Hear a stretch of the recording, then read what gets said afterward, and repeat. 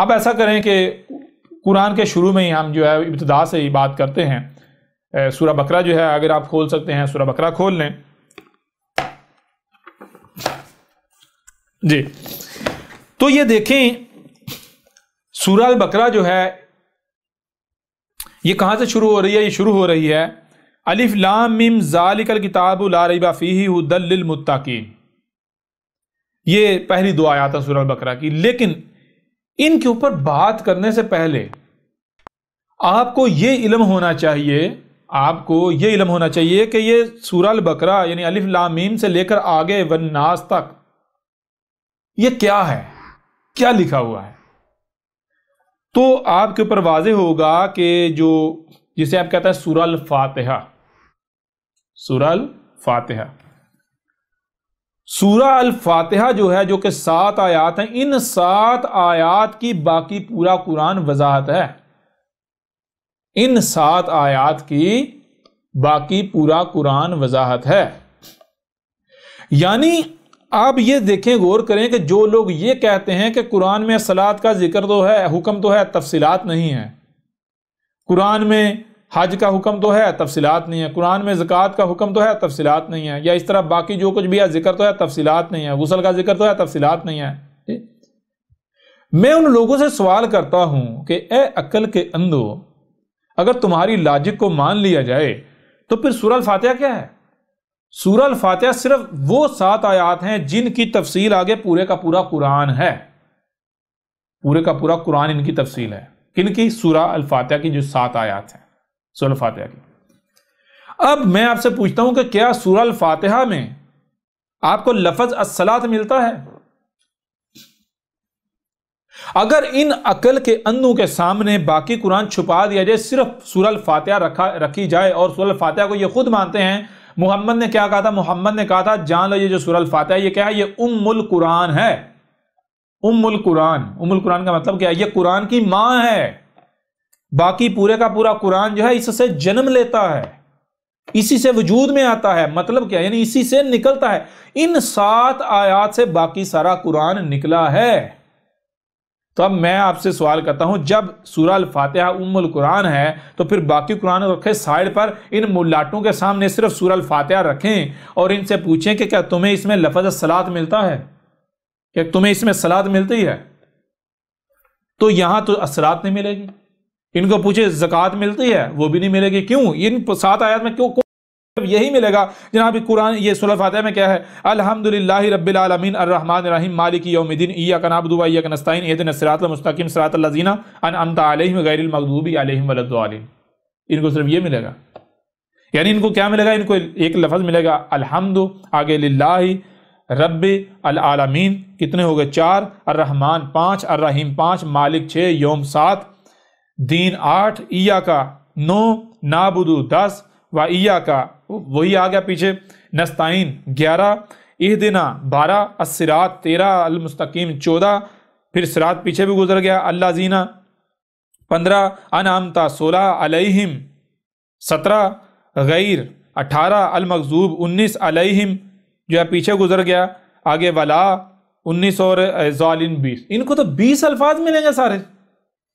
ان کو تو محض یہ 20-21 الفاظ ملیں گے. اب مجھے بتائیں کیا ان 20-21 الفاظ کے اندر کیا صلاۃ کا ذکر نہیں ہے؟ لیکن ان کو نظر آئے گا؟ نہیں آئے گا. ان کو صرف یہی 20-21 الفاظ نظر آئیں گے. حالانکہ سورہ الفاتحہ کیا ہے؟ یہ خود مانتے ہیں سورہ الفاتحہ ام القرآن ہے. ام القرآن کا مطلب کیا ہے؟ ام القرآن کا مطلب یہ ہے کہ یہ جو باقی سارا قرآن ہے، یہ باقی سارا جتنا قرآن ہے آپ کو نظر آ رہا ہے، سارے کا سارا قرآن یہ کیا ہے؟ یہ سارے کا سارا یہ جو 7 آیات ہیں، یہ 7 آیات ان 7 آیات سے جنم لے رہا ہے. یہ سارے کا سارا قرآن ان 7 آیات کے اندر موجود ہے. تو ان میں آپ کو یاجوج اور ماجوج نظر آ رہے ہیں؟ ملاٹوں کو نہیں نظر آئیں گے. ان لوگ جو بھی یہ ملاٹوں کے پیچھے چلنے والے جو مسلمانوں کو تو نہیں نظر آئیں گے. ہاں احمد عیسیٰ کو نظر آئیں گے. احمد عیسیٰ آپ کو دکھائے گا کہ جو سورہ الفاتحہ ہے باقی سارے کا سارا قرآن چھپا دیں، احمد عیسیٰ آپ کو صرف یہ جو 7 آیات، ان 7 آیات سے پورے کا پورا قرآن نکال کے دکھائے گا. جی یہ کہتے ہیں قرآن میں صلات کا ذکر ہی نہیں ہے. اگر ان کی تھیوری کو مان لیا جائے تو سورہ فاتحہ جسے ام القرآن کہا گیا اس میں تو کچھ بھی نہیں ہے، کچھ بھی نہیں ہے اس میں، حالانکہ اس میں سب کا سب ہے. کیسے؟ ذرا غور کیجئے گا، غور کیجئے گا ذرا.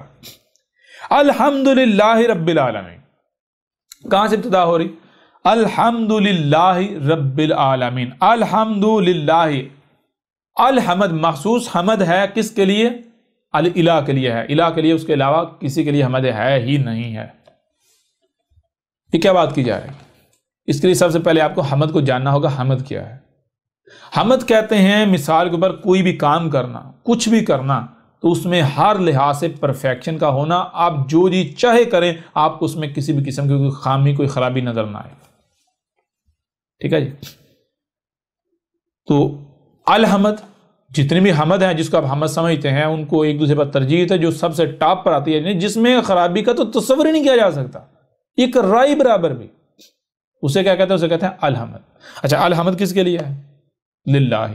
تو جس کے لیے الحمد ہے وہ کیا ہے؟ رب العالمین. وہ رب ہے العالمین کا. جس کے لیے الحمد ہے وہ کیا ہے؟ وہ رب ہے العالمین کا. رب کا مطلب کیا ہے؟ رب کہتے ہیں وہ ذات جو وجود میں لے کر آئی. کس کو؟ العالمین کو. العالمین کیا ہے؟ العالمین عالم کی جمع ہے. عالم کسے کہتے ہیں؟ ہر شے اپنے آپ میں کالم ہے، ہر مخلوق اپنے آپ میں کالم ہے. کیوں؟ جس علم سے وہ مخلوق خلق ہوئی ہے وہ علم اس کے اندر موجود ہے. تو العالمین کا مطلب کیا ہے؟ آسمان و زمین، اس کائنات میں جو کچھ بھی ہے تمام کی تمام مخلوقات. تو جتنے مخلوقات ہیں، یہ کائنات ہے، آسمان و زمین جو ہیں، جتنی مخلوقات ہیں، ان کو جو وجود میں لے کر آیا ہے، جو وجود میں لا رہا ہے، نہ صرف وجود میں لا رہا ہے، جب وجود میں جو لایا ہے تو اسی کو پتا ہے اس نے وجود میں کیوں لایا، کس مقصد کے لیے وجود میں لایا. تو پھر اسی کو پتا ہے کہ مخلوق کا مقام کیا ہے، جس مقام پر رہ کر اس مقصد کو پورا کر سکتی ہے. پھر اس کے علاوہ جب وہ وجود میں لایا ہے تو اسی کو پتا ہے وجود میں کیسے لایا ہے، کس سے وجود میں لایا ہے، اس کی ضروریات کیا ہیں، اس کے لیے فائدہ کس میں ہے، اس کے لیے نقصان کس میں ہے. اس لیے پھر کیا کیا جائے گا؟ یعنی پھر اسی کو حق حاصل ہے کہ اسی کی بات مانی جائے، اسی کو حق حاصل ہے کہ اسی کی دی ہوئی اشیاء کو، اسی کی پروڈیوس کیے ہوئے رزق کو استعمال کیا جائے. یعنی اس کو حق حاصل ہے کہ اپنی توجہ کا محور اسے بنا لیا جائے. کھانا ہے تو اسی کے لیے، پینا ہے تو اسی کے لیے، دیکھنا ہے تو اسی کے لیے، کوئی رائے برابر عمل کرنا ہے تو اسی سے پوچھے بغیر نہیں کرنا، اس کے حکم کے بغیر نہیں کرنا، اس کی اجازت کے بغیر نہیں کرنا، اس کی مرضی کے بغیر نہیں کرنا. ایسا کیوں ہے؟ ایسا اس لیے ہے، کہا جا رہا ہے الحمدللہ رب العالمین. الحمد ہے کس کے لیے؟ الہ کے لیے. کون سا الہ؟ جو رب ہے عالمین کا. العالمین جو ان کا رب کون ہے؟ اب جب تھوڑا سا بھی آپ غور کریں گے تو آپ کو اوپر واضح ہو جائے گا. مثال کے طور پر کیا کوئی انسان ایسا ہے جو دعویٰ کرے کہ جتنی مخلوقات ان کو میں نے خلق کیا؟ کوئی انسان دعویٰ کر سکتا ہے؟ نہیں کر سکتا. کوئی اور مخلوق کر سکتی؟ نہیں کر سکتا. کون دعویٰ کر سکتا ہے؟ آپ درخت کو، درخت کو کون وجود میں لے کر آیا؟